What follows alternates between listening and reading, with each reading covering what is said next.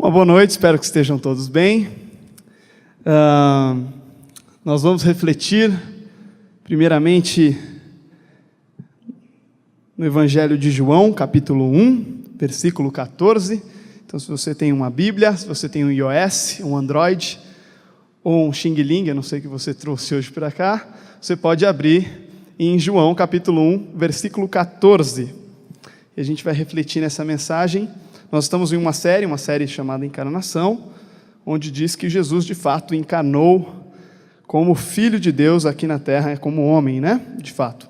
Vamos ler, então, João capítulo 1, versículo 14. E o Verbo se fez carne e habitou entre nós, e vimos a sua glória como a glória do unigênito do Pai, cheio de graça e de verdade. Vamos orar. Senhor, muito obrigado, porque de fato o Senhor cuida de nós, porque de fato o Senhor nos suporta, nos sustenta, Deus. Sem o Senhor não seríamos nada. Mas gostaríamos de te pedir, ó Pai, que neste culto, nesta celebração, o Senhor nos dê o entendimento da Tua palavra, que o Teu Espírito Santo nos dê esse entendimento, ó Pai. Que não seja o Rafael falando, mas seja de fato o Senhor, através do Teu Espírito Santo, Deus. E que, Pai, cada um aqui saia deste momento, Deus, com o coração preenchido, alegre, e de fato desafiado a tomar algumas decisões ao longo da semana, ao longo de 2016. Porque é isso que a Tua palavra faz. Ela nos desafia, ela nos conforta, ela nos alegra. E é por isso que estamos aqui, Deus, para ouvir um pouco mais da Tua mensagem. Fala a todos nós, em nome do Senhor Jesus. Amém. Bom, é um texto muito conhecido, João capítulo 1, 14, que o Verbo se fez carne, habitou entre nós, se fez como nós. Mas, por muitas vezes, nós deixamos passar isso como se fosse muito distante. O texto ele fala que o Logos, o texto grego fala que o Logos ginomais ras, que é o Logos, ele não é que ele se encarnou, ele se tornou como nós. É mais ou menos o mesmo significado, mas é como se Deus tivesse de fato tomado uma decisão de enviar o seu Filho para que ele se tornasse como um de nós. Mas para a gente é um pouco difícil entender isso, por quê? Porque existiu há alguns séculos um negócio chamado renascentismo ou iluminismo, que influenciou muito o Ocidente, influenciou muito a nossa forma de pensar, a nossa cosmovisão, e deixou com que isso ficasse um pouquinho distante. Por quê? Porque o renascentismo e o iluminismo, ele fez com que a cristandade, essa coisa da fé, se tornasse uma parte da nossa vida, enquanto na verdade Cristo e a fé deveria ser toda a nossa vida. Eles falaram, não, olha, religião não tem que estar no hospital, não tem que estar na escola, não tem que estar na sociedade. Religião, a gente não trata Deus como uma fé, a gente trata como uma religião. Então essa religião ela tem que ser só um pedaço da pizza da sua vida. Isso influencia muito ao longo dos séculos, e isso chega até os dias de hoje. E é difícil para a gente compreender. Jesus se encarnou, como é que eu vou falar para as pessoas do trabalho? Eles estão mais preocupados com o jogo do Corinthians e São Paulo, que vai ter daqui a alguns dias no Campeonato Paulista. Então isso está muito distante. Por quê? Porque elas vão achar que é a minha parte da pizza, chamada religião, e eu vou ter que levar para elas, e isso vai ficar complicado, porque elas não vão entender. E elas vão falar, olha, guarda o pedaço da sua pizza para você, porque eu tenho os meus pedaços de pizza e eles não cabem mais esse novo que você está propondo. Esse novo que diz que Jesus de fato é Filho de Deus e que Ele viveu nos dias de hoje. E muitas das vezes na escola, principalmente, os adolescentes sofrem isso. Os adolescentes têm amigos que dizem para eles, olha, Deus é uma criação do homem. A Bíblia foi um maluco que escreveu há muitos anos atrás e eles acreditaram. Isso influencia muito o nosso tempo. E por causa disso eu gostaria de fazer uma pequena ilustração, para entender um pouco mais dessa ideia de que de fato Deus se tornou como um de nós. Provavelmente você nunca ouviu falar da ilha de Molokai. É uma ilha que fica no Havaí, no estado do Havaí, E essa ilha ela é muito pequenininha, e nessa ilha tem pequenas colônias. E para a gente entender um pouco sobre encarnação, eu gostaria de voltar no século XVIII, a um acontecimento no Havaí. No século XVIII, o Havaí, e essa ilha, especificamente próximo dessa ilha, no Havaí, algumas pessoas começaram a ter problemas na pele, depois nos dedos, nas orelhas, e tudo começou a corroer, e aquela situação começou a ficar um pouco mais complicada, as pessoas não estavam sentindo calor, e aí descobriram que a lepra tinha chegado ao Havaí. Hoje em dia a lepra tem cura. No século XVIII não tinha cura. E aí começou 3, 4, 5, 6, 10, 30, 40, 50 pessoas com lepra. E aí os havaianos tiveram uma ideia brilhante. Como todo ser humano tem ideias brilhantes, né, gente? Como sempre. E eles falaram assim, gente, por que a gente não pega todo mundo que está com lepra e manda para Molokai? Eles vão ficar isolados, a gente resolve o nosso problema, menos gente vai ser infectada, pouca gente vai morrer, e pronto, está resolvido o problema. Bom, depois de 20, 30 anos, tinham 700 leprosos morando nessa colônia em Molokai. E essa é uma história verídica, se você procurar na internet, você vai ver relatos e relatos falando sobre essa colônia em Molokai.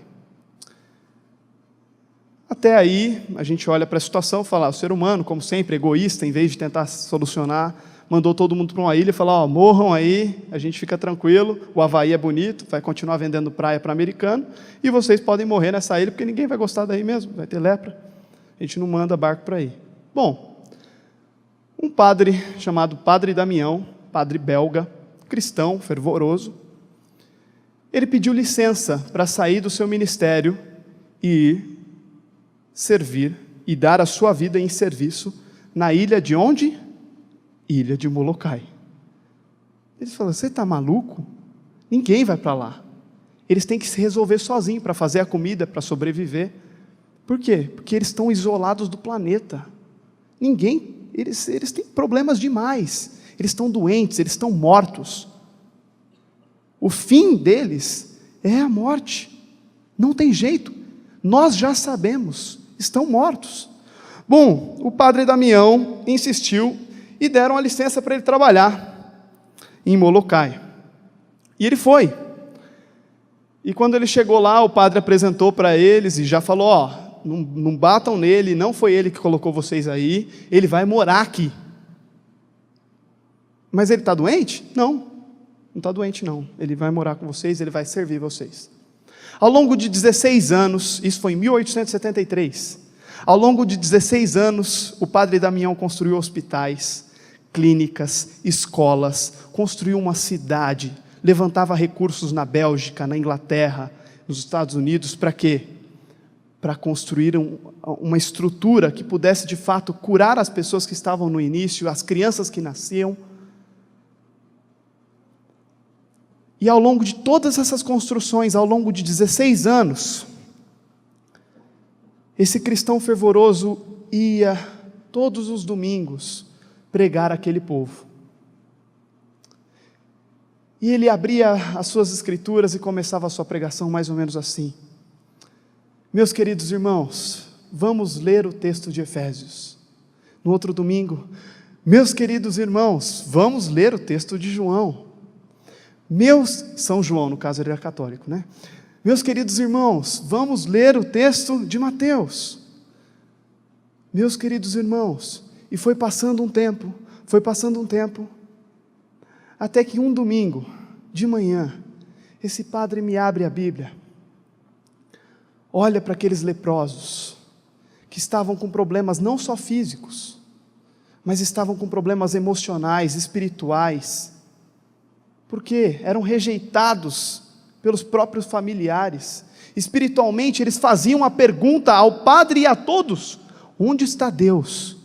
Isolaram a gente numa ilha, no fim do mundo, onde é que está Deus nessa situação? Como é que a gente pode ouvir Deus nessa situação? E o padre abria a Bíblia naquele domingo, e ao invés dele começar o seu sermão, meus queridos irmãos, ele começou com a seguinte mensagem: meus companheiros leprosos, agora eu sou um de vocês. Agora eu sou um de vocês. A partir do dia que aquele padre contraiu a lepra, a quantidade de leprosos aceitando a Cristo como o único salvador de suas vidas foi enorme. Porque eles olhavam para a vida daquele homem e falaram, e diziam, ele se tornou um de nós. Ele morava na Bélgica. Ele poderia ter muitas coisas, mas ele resolveu vir para uma ilha minúscula, com 700 leprosos. Aquele homem tinha encarnado a mensagem do Evangelho para poder falar aos leprosos. A gente só consegue entender Jesus como sendo o homem quando a gente olha para Jesus e vê tudo o que ele se esvaziou para vir até nós, para dividir a história, para mudar o planeta.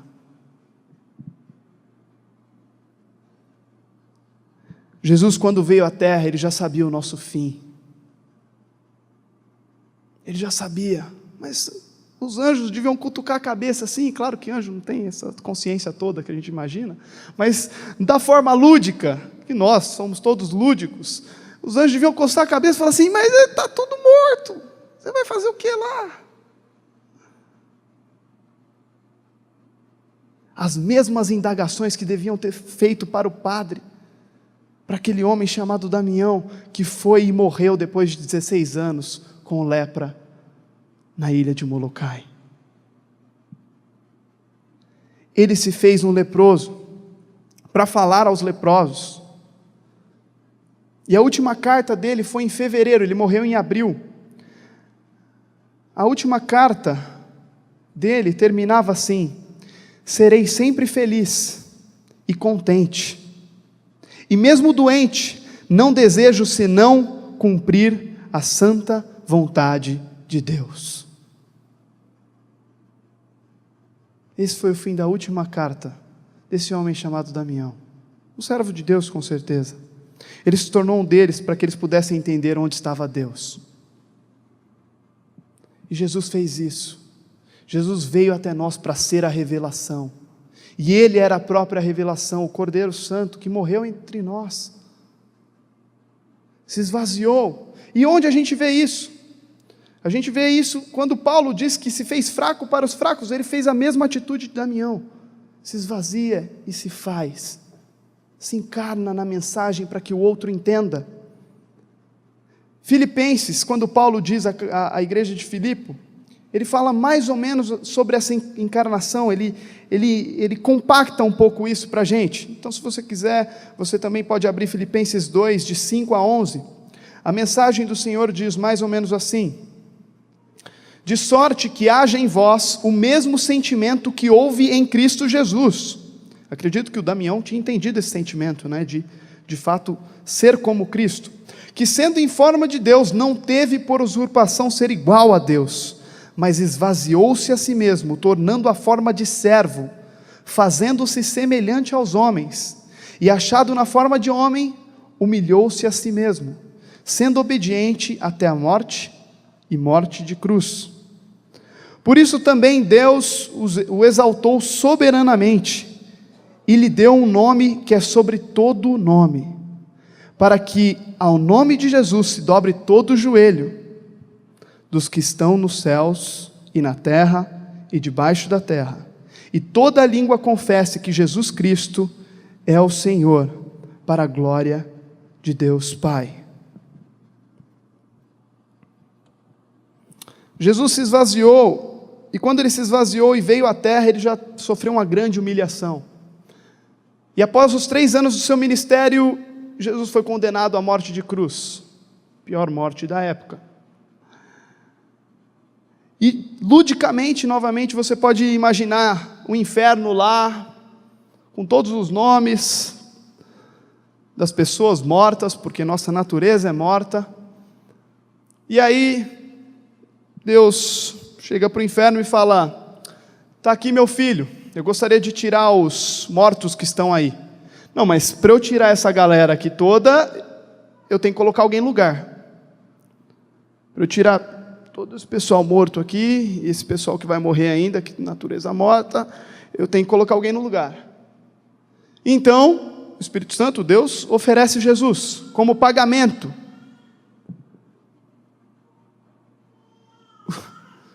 O diabo com certeza deve ter entrado em crise, né? Porque não fecha a conta. 2015 não fechou a conta para muita gente, né, gente? Mas não fecha a conta.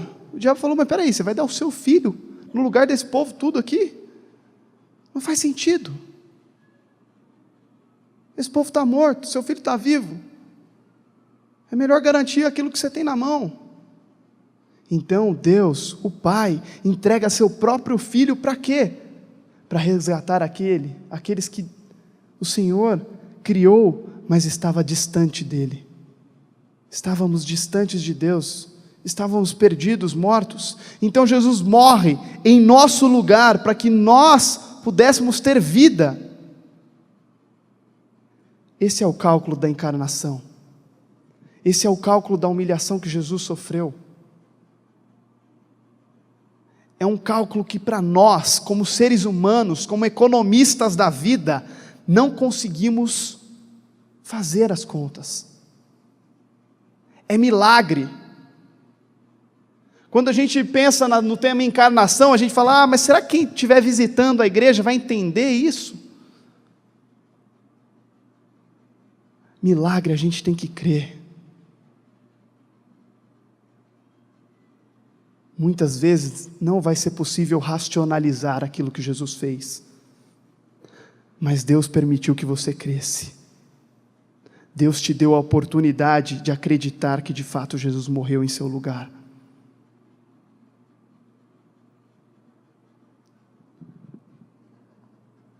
O racionalismo que veio com o renascentismo faz com que a gente jogue essa história para o lado, mas era anunciado que Jesus faria isso, desde Isaías, quando diz, Isaías 53:3, ele foi desprezado e rejeitado pelos homens, homem de dores e experimentado no sofrimento.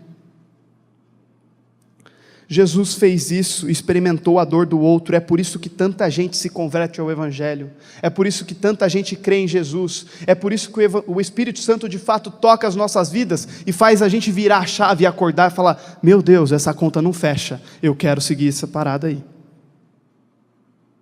É por isso que em algum momento da sua história de vida você parou e falou: eu vou seguir Jesus. Só faz sentido com Cristo, porque Jesus se tornou um de nós. Se ele tivesse, porque ele poderia ter de fato suficientemente falado assim: vamos mudar a história aí, eu fico aqui em cima e eu mato o diabo e está resolvido o problema. E tem muita gente que pensa que Jesus é o plano B da história. Então quer dizer que se Adão não tivesse comido o fruto com a Eva, Jesus poderia ter ficado tranquilo lá no céu, né? Jesus nunca foi o plano B da história. Jesus não é o plano B de Deus para salvar a humanidade. Jesus é o plano A. Jesus é o plano A para salvar as nossas vidas.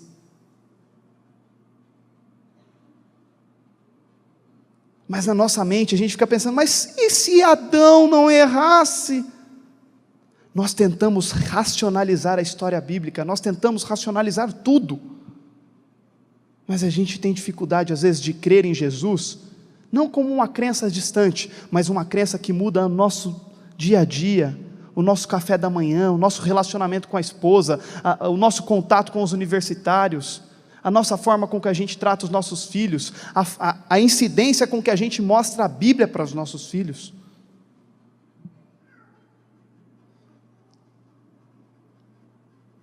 Encarnação é a aplicação da mensagem, mas fica distante para nós.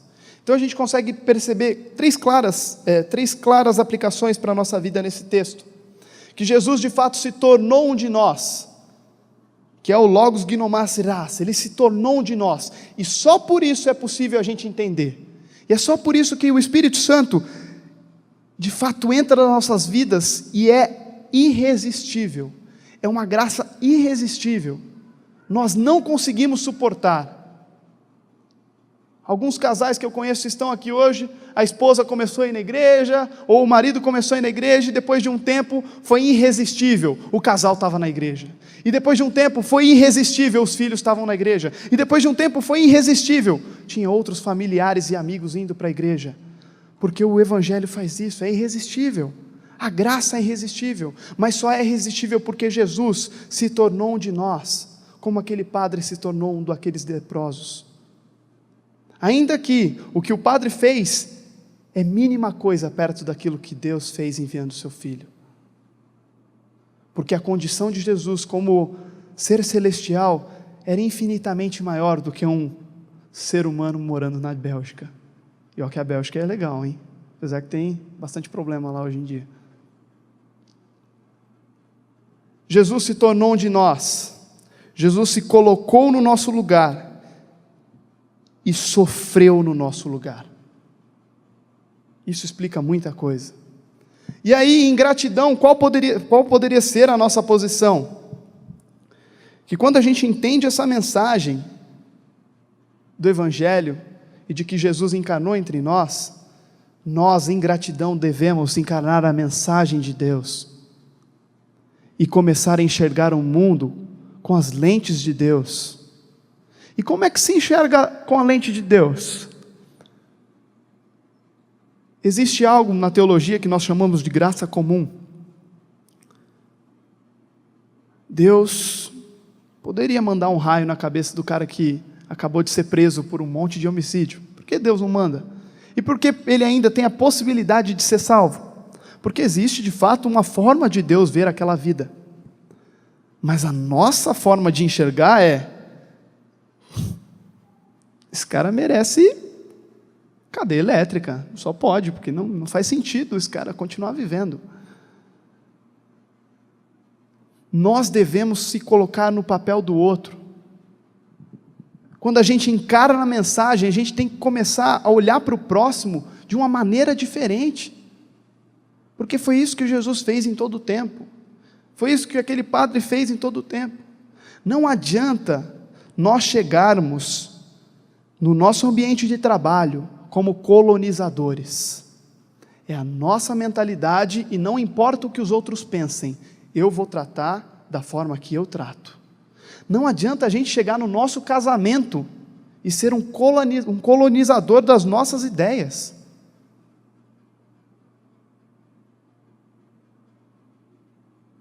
Nós devemos encarnar a mensagem, ela deve ser o centro. E através da mensagem sendo o centro, nós temos que se enxergar no outro, a gente tem que olhar para o outro. Foi o que Jesus fez, Ele encarnou em nós. Ele enxergou exatamente aquilo que a gente enxerga. E sofreu muito mais aquilo que a gente costuma sofrer na nossa vida. Quando a gente pergunta: onde você está, Deus? Naquela cruz Ele perguntou para o Pai: Deus, não me abandona, Pai, não me abandona. Às vezes a gente pergunta isso para Deus por tão poucas coisas, não é? E o desafio da mensagem de hoje é: você já se colocou no papel da sua esposa? Você já se colocou no papel do seu marido? Você já se colocou no papel do seu chefe? Você já se colocou no papel daqueles que trabalham com você?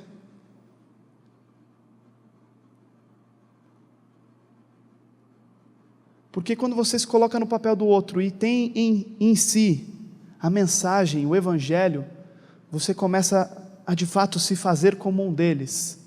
Como Paulo, que se fez fraco para os fracos e tudo para com todos, para que alguns fossem salvos. E essa medida não é colonizadora, mas ela é em amor.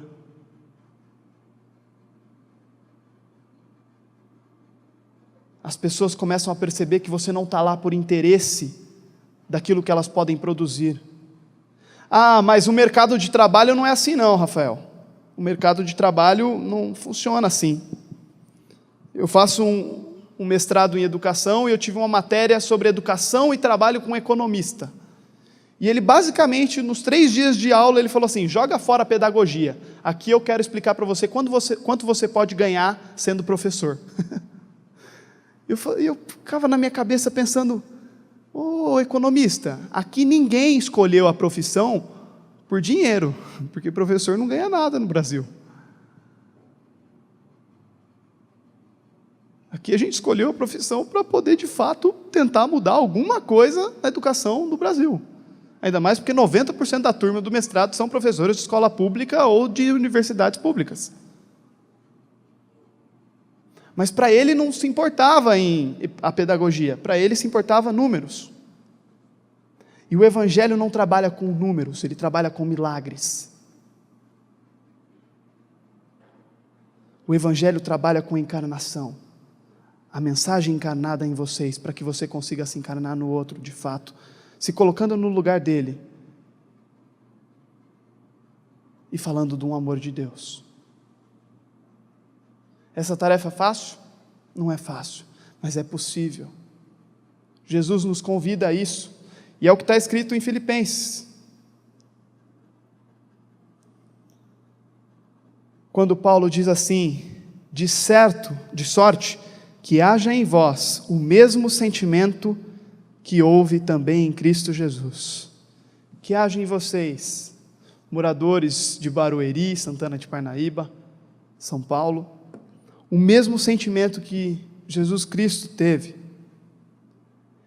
que se colocando encarnado, ele se esvaziou ainda assim, e tomou a forma de servo. Os judeus esperavam um rei, Jesus veio como servo. A encarnação nos mostra claramente que o nosso papel, hoje, domingo, segunda, terça, mês que vem, 2016, é servidão. Seja servo da tua esposa, seja servo do teu marido, seja servo dos teus filhos. E agora complicou, hein? Você precisa ser autoritário ali e tal. Mas quando eu digo servo, é servir eles com a mensagem do Evangelho, com essa mensagem que Jesus deu oportunidade que encarnasse em nós. Seja servo dos teus funcionários, seja servo daqueles que você enxerga. Assuma o papel de Jesus Cristo na sua vida, sem hipocrisia, com sangue nos olhos, é a expressão que eu falo para os adolescentes: sangue nos olhos, vontade, garra, gana, gente. Não vamos viver uma vida morna de cristãos. Já temos 2000 anos de história, e temos muitos mártires que morreram em favor de Jesus Cristo, temos muitas pessoas que morreram em prol do Evangelho. Vamos fazer a diferença. Não estou pedindo para ninguém largar o emprego, mas seja a diferença onde você plantar a planta dos seus pés, onde você colocar a planta dos seus pés. Amém? Vamos orar. Senhor Deus, a mensagem de encarnação nos traz algo incrível. Ela de fato nos mostra, Pai, que como aquele homem chamado Damião, que foi aos leprosos e se tornou como um deles, o Senhor assim o fez, ó Deus, enviando o seu Filho, se fazendo como um de nós. E se não fosse isso, Pai, e o teu Espírito Santo, Deus, como entenderíamos, ó Pai? Como aceitaríamos essa graça irresistível, Pai? Obrigado porque Jesus é o plano A. Mas Deus, nos dê, ó Deus, calma, mansidão e também tempo, ó Pai.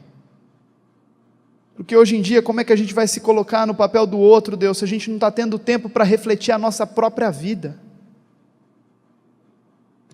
Deus, dê tempo para essas pessoas que estão aqui, e para mim também, ó Deus, para que possamos refletir sobre os aspectos e a cosmovisão da nossa vida, mas também que possamos se colocar no papel do outro, Deus. Que nós possamos, Deus, encarnar a Tua mensagem, e que ela seja viva e eficaz nos nossos corações, Pai. Que ela seja aplicável, Deus, não se torne algo distante, algo teológico, de livros, mas que seja teologia da prática,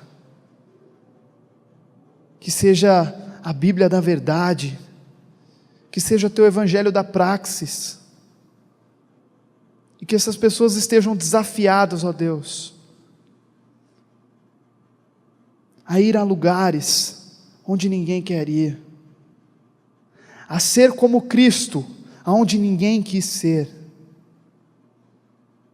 E por mais que sejamos influenciados por uma mente racionalista, que o Senhor cumpra milagres, ó Deus.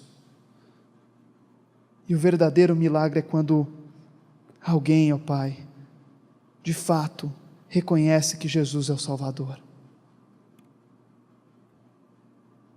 Obrigado, Deus, pela mensagem do Teu Evangelho, do Teu amor e da Tua graça sobre as nossas vidas, que é irresistível e nos alcançou. Em nome do Senhor Jesus. Amém.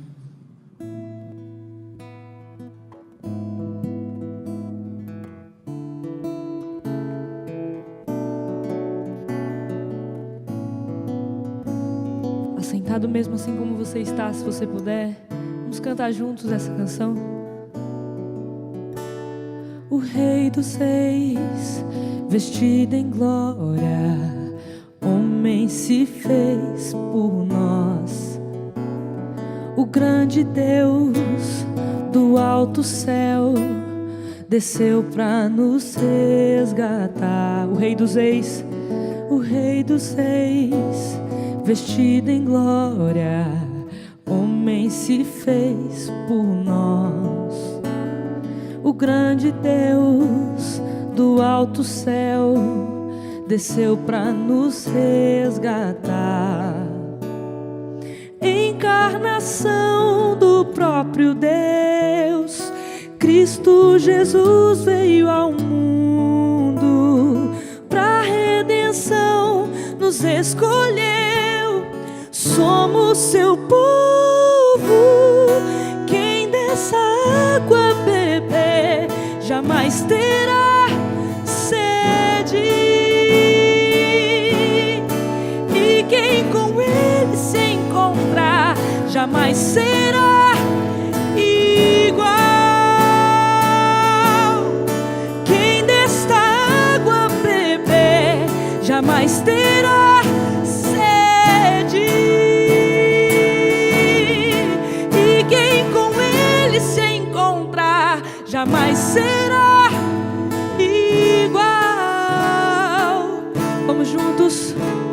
O Rei dos Reis, vestido em glória, homem se fez por nós. O grande Deus do alto céu desceu pra nos resgatar.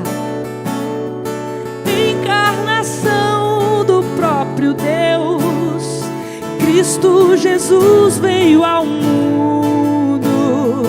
Pra redenção nos escolheu, somos seu povo.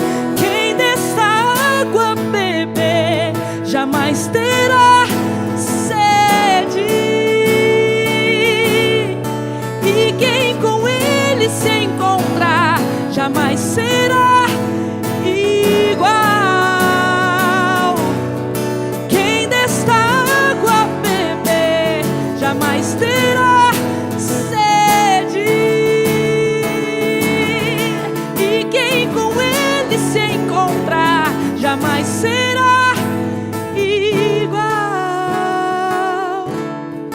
Quem desta água beber jamais terá sede, e quem com Ele se encontrar jamais será